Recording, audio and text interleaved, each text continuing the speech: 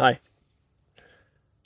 Today I'm going to share with you one of the biggest beginning gardening mistakes I made and that I continue to make, unfortunately. And that's I wanted to grow everything. I went through these catalogs and I saw all the pictures and all of the beautiful things you can grow and just pages and pages. And I wanted to grow them all. And I bought an awful lot of them. And my wife, don't you have enough seeds? Well, apparently I never have enough seeds. It's a lot of fun. Anybody that's a gardener knows that. It's a lot of fun to order the seeds, and then when you get them in, it's a thrill. It's, like being a kid again, kind of getting something in the mail. So I ordered a lot of stuff. And since I bought all those seeds, I wanted to plant them all. It was hard for me to hold back. And I did. And I crowded my beds to the point of where it looked good in the beginning. When they first started coming up, everything looked nice. It was all in neat rows and looked pretty. And as they started to grow and continue to grow, my beds got very crowded, choked out, stunted, and particularly my tomatoes. I learned that lesson early, but I repeated it last year, which I'm very disappointed in myself on that. I should have known, but tomatoes, I guess, are my Achilles heel. The core mistake is overcrowding, not thinning out. That's another problem of mine. And I guess it all comes down to I don't want to kill anything. I don't want to give this beautiful tomato plant that's starting to look now. I don't want to give it away, or it's just something I have to overcome. Also thinning. They all look so good and I just have to take them out and discard them, and that's hard for me. I have a bed of carrots in, and I didn't thin them as much as I should have. I still have an issue with that. And some of my carrots were smaller. I did get some good ones. But that happened later in the year after I'd been taking so many out to harvest. Towards the end, there was a lot of space and they were able to grow like they're intended to. And I got some good carrots. When you think about just one bed like this, when it starts to get overgrown, all of those nutrients in the soil, all of those plants are competing for those nutrients that are in the soil. And there's only so much to go around. So they struggle, they get stunted, and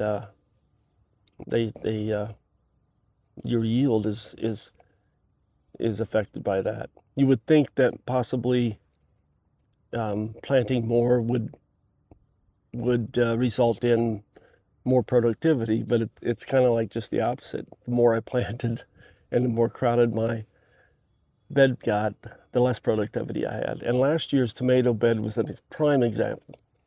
It started out good. The plants, I had good intentions. I was pruning them, but it was really, I spaced them too close. Most of them were indeterminate, so they got large. And what ended up happening by the end of the summer, when I should be really collecting tomatoes, they were all diseased, and they weren't getting enough sunlight because the plants had choked each other out.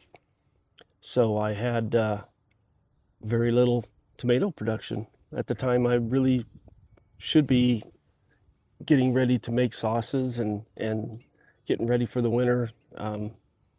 I had very few tomatoes. I wasn't able to make any sauce this year, and I really learned my lesson this year. So I'm gonna really take that to heart this year and not crowd my tomato bed in particular. The plants underneath, without airflow, stay moist, and it's not a healthy environment. They don't get the light they need. The empty space should be intentional. It's not wasted space. It's that additional space is not wasted space. It's desired and needed for the plants to thrive and do better. So my recommendation for a new gardener is to space your plants apart. Don't get greedy like I did. Do what I say, not what I do, because I don't follow what I preach most of the time, but I'm going to try this year much better. I would say start with fewer vegetables than you think you need. Look at the spacing you have and look at what the recommended spacing is and try to stick pretty close to that. Unless you plan on putting in something that's quick growing like a radish and you have something that's slower growing around it that once it expands, the radishes will be taken out.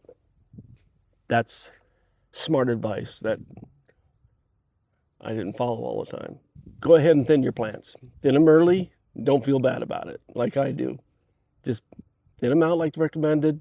Give some space between each carrot or radish or whatever it is. Allow the plant to grow without it being crowded out. It benefits you in the long run. And I am as big a victim of this mistake as anyone as I continue to do it. I just don't learn from my mistakes, I guess. I just have a hard time plucking out a perfectly healthy plant. When I thin my tomatoes out of my starter cells, I replant the ones I pull out because I just can't stand to see them die. So if this video was helpful, if you're just starting out, just my advice to you.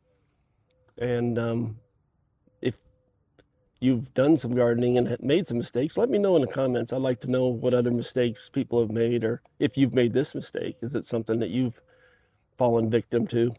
And let me know. Let me know how you did or how you've overcome it. Have you hardened your heart a little bit to plucking those seedlings out? Let me know. I hope you liked this video. It wasn't very long, involved just a little bit of advice that I would give a first-time gardener that I didn't take. Something that I've learned from experience. If you like this video, I hope you come back. Until then, take care. Bye.